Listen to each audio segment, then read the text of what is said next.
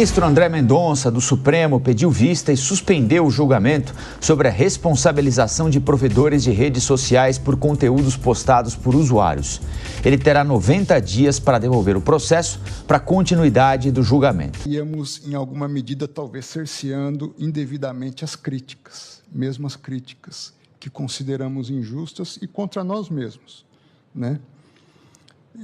Falta do desconhecimento, falta talvez de uma irracionalidade, uma série de elementos.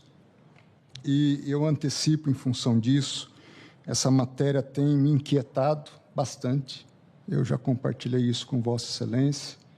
Antecipo aqui um pedido de vista para amadurecer melhor essas várias vertentes e estudo até de direito comparado mais profundo em relação a essa temática, até para que facilite não só a continuidade do julgamento, mas até o gerenciamento, por Vossa Excelência, da condução do processo junto aos relatores. Repórter Janaína Camelo. O Supremo Tribunal Federal retomou nesta quarta-feira o julgamento que irá definir se as plataformas deverão ser responsabilizadas por publicações de terceiros nas redes sociais. O que está em jogo é o artigo 19 do Marco Civil da Internet, lei de 2014, que diz que as plataformas só são obrigadas a retirar determinado conteúdo do ar mediante uma decisão judicial. Já votaram os ministros Dias Toffoli e Luiz Fux pela inconstitucionalidade do artigo 19. Eles defendem que as plataformas sejam obrigadas a remover publicações apenas com a notificação de um usuário que tenha se sentido ofendido por algum conteúdo. A análise no Supremo foi retomada com o voto do presidente da Corte, ministro Luiz Roberto Barroso, que defendeu uma regulamentação das redes, mas divergiu parcialmente dos demais ministros que já votaram. Para ele, as plataformas não podem ser punidas, por exemplo, nos casos de ofensas e crimes contra a honra, se não excluírem conteúdo sem ordem judicial, e defendeu que as empresas deverão trabalhar para garantir um ambiente livre de conteúdos nocivos. Eu considero que o artigo 19 é apenas parcialmente inconstitucional, pois considero legítimo que, em muitas situações, a remoção de conteúdos somente deva se dar após ordem judicial. Portanto, eu não eliminaria do ordenamento jurídico o artigo 19. O voto de Barroso causou intervenções de alguns ministros na Corte, como o de Luiz Fux, sobre a retirada de conteúdos com ofensas e a que ponto seria crime um conteúdo ofensivo. Às vezes, o que é direito está no ordenamento jurídico, o que é ético está num outro mundo. Mas, de qualquer maneira, e nos códigos de ética. Talvez não exista conjunto de pessoas na sociedade brasileira que sofra mais insultos de determinados segmentos do que nós mesmos. Entendeu? Eu não acho que a responsabilidade seja da plataforma. Se alguém se sentir ofendido, pode ir a juízo e pedir para tirar. Nunes Marques levantou dúvidas sobre uma decisão que obrigue plataformas a remover conteúdos que considerar ofensivos. A indagação do ministro, defendida por Barroso, levou à manifestação do ministro Alexandre de Moraes, que, sem citar nomes, disse que existem plataformas com viés ideológico.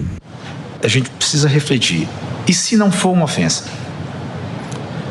Se não for grave, se não representar afronta alguma, porque vamos observar o que acontece em alguns países do mundo. As plataformas estão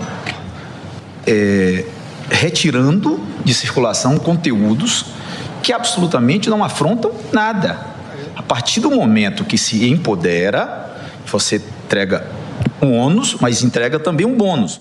E o risco do viés ideológico. Quer dizer, sim, porque pode ser. Vamos supor a plataforma seja de direita. Exatamente. Ofensa quem é de esquerda, ou de esquerda, da mesma forma. Ou vice-versa.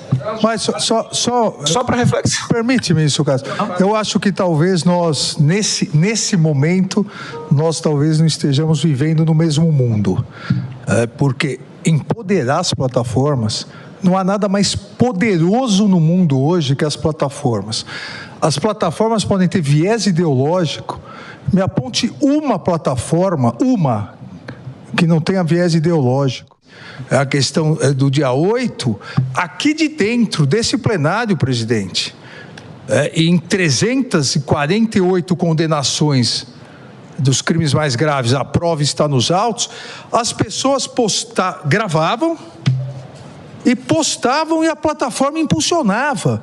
Impulsionava por quê? Porque isso dá like.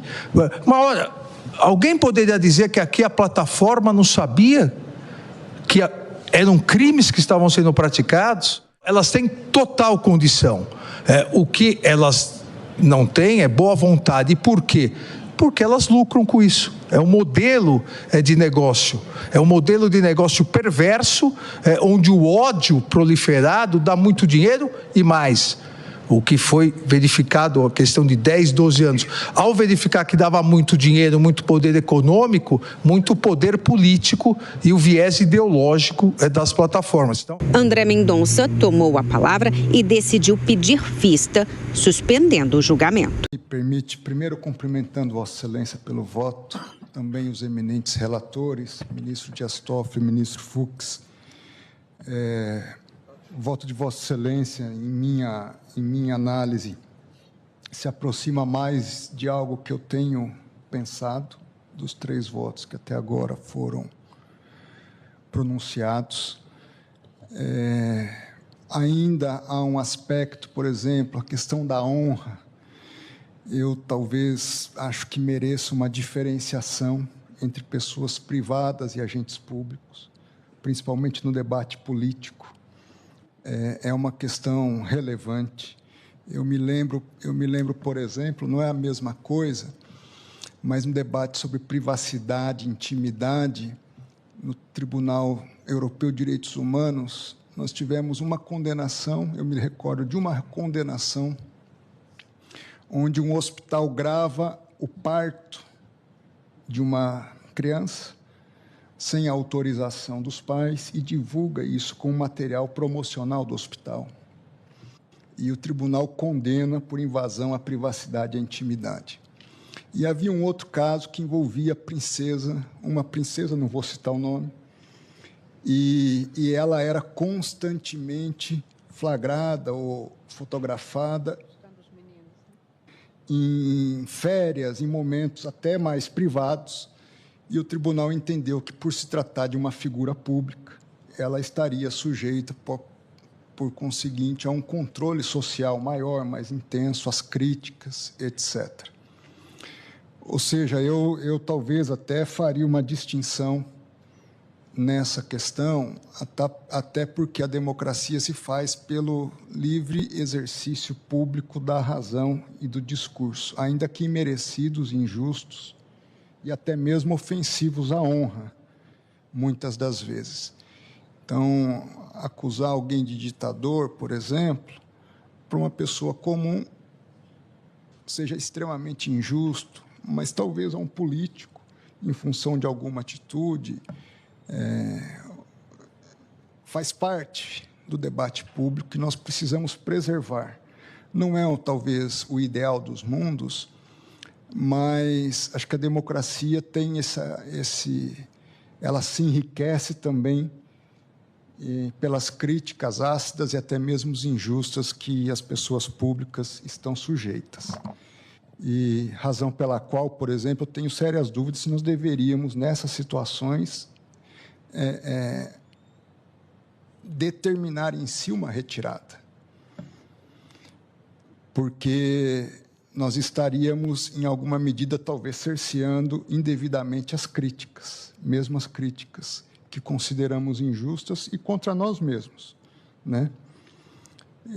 Falta do desconhecimento, falta, talvez, de uma irracionalidade, uma série de elementos.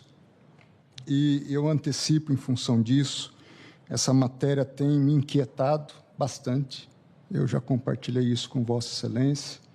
Antecipo aqui um pedido de vista para amadurecer melhor essas várias vertentes e estudo até de direito comparado mais profundo em relação a essa temática, até para que facilite não só a continuidade do julgamento, mas até o gerenciamento, por Vossa Excelência, da condução do processo junto aos relatores. A retomada do julgamento vai ficar só para o ano que vem, já que o STF entra em recesso judiciário nessa semana e só volta no dia 1º de fevereiro.